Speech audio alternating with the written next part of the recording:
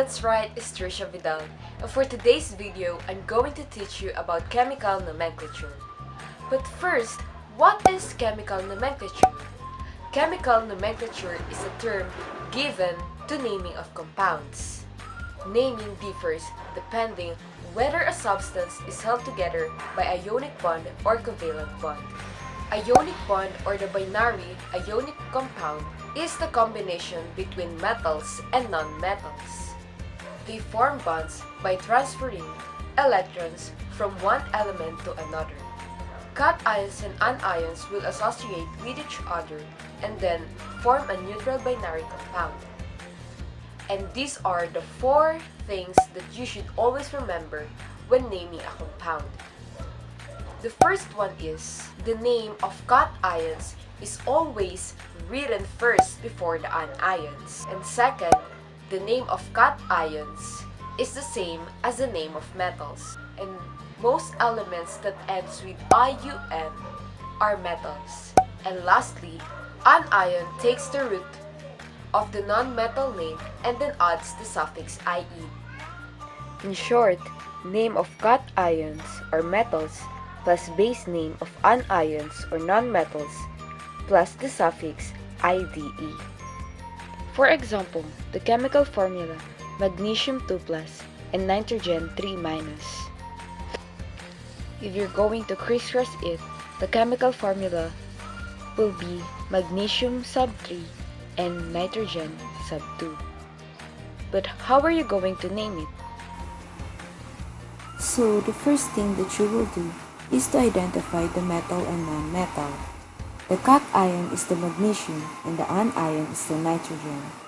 Just like what I've said earlier, cation should be written first before the anion.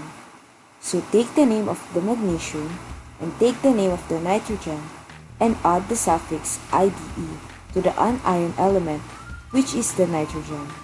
So the name of compound is magnesium nitride. So next example is the potassium and sulfur 2 minus. And again, take the name of the metal or the cation, which is potassium, and then add the base name of the anion, which is the sulfur, and then add the suffix IDE, and the answer will be potassium sulfide. So there you have it. Now you know how to name an ionic bond. Now let's proceed in naming covalent bonds. Covalent bond is a combination between both non-metals. And non-metals form bonds by sharing electrons rather than transferring them. Again, covalent bond shares electron, while the ionic bond transfer electrons from one element to another. In naming covalent compound, you should always follow the pattern.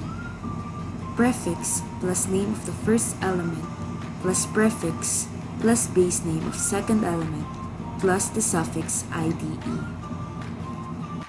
So these are the prefixes that we're going to use in naming a covalent compound.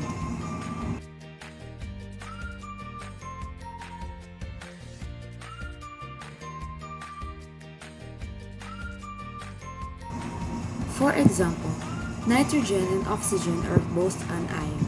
So how are you going to name this compound?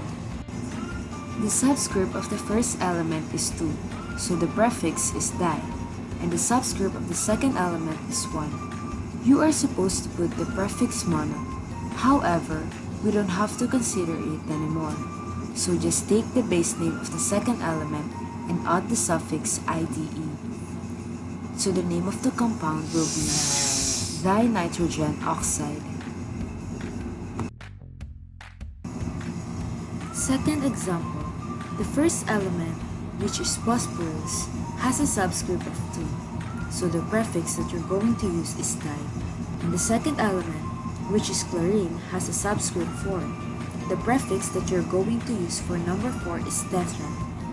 After identifying the prefix that you're going to use, take the base name of an element chlorine and then add the suffix IDE. So the name of the compound will be diphosphorus tetrachloride.